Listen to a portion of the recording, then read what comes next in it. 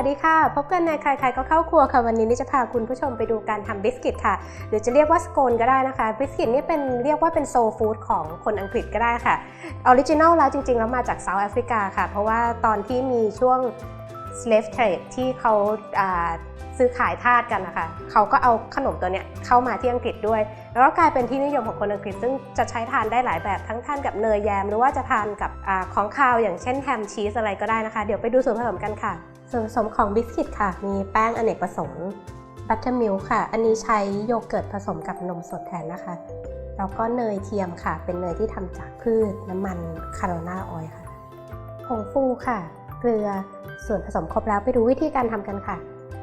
มาดูวิธีการทำบิสกิตของเรากันค่ะก่อนอื่นนะคะเราร่อนแป้ง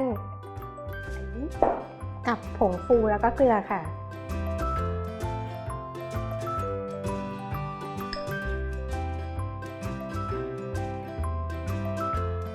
บิสกิตนี้เป็นหนึ่งในโซลฟู้ดนะคะโซลฟู้ดนี่คือเหมือนแบบคนไทยต้องกินข้าวกะเพราฝรั่งเขาก็จะกินขนมปังอะไรอย่างเงี้ยอาหารที่คนจะนึกถึงในยามเด็กคิดอะไรไม่ออกบิสกิตอะไรอย่างเงี้ยค่ะแต่เราใส่อันนี้เป็นเนยเทียมนะคะเป็น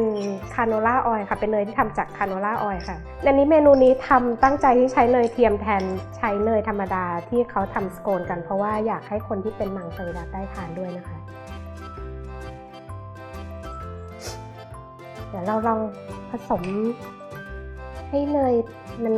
เข้ากับแป้งเป็นเม็ดๆอะค่ะแล้วเดี๋ยวเราจะใส่บัตเตอร์มิลค์กันค่ะ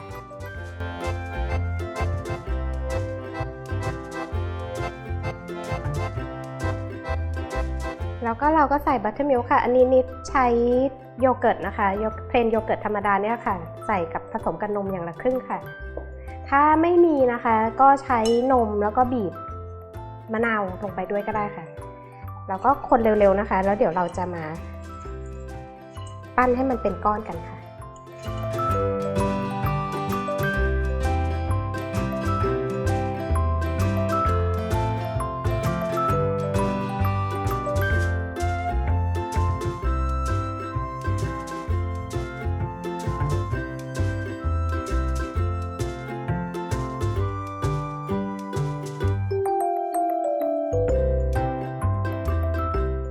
ตอนนี้เริ่มรวมเป็นก้อนแล้วนะคะเดี๋ยวเราจะเอาลงมาที่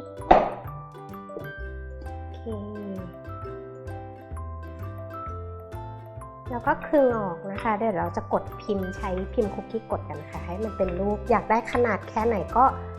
กดตามใจชอบเลยค่ะจะตัดเป็นสี่เหลี่ยมก็ได้นะคะให้หนาประมาณเซนหนึ่งค่ะ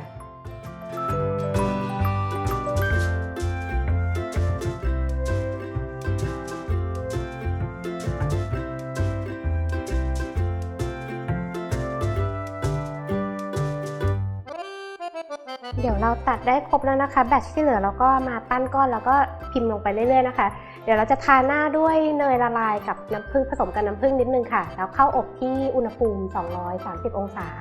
ประมาณ 15-20 นาทีค่ะ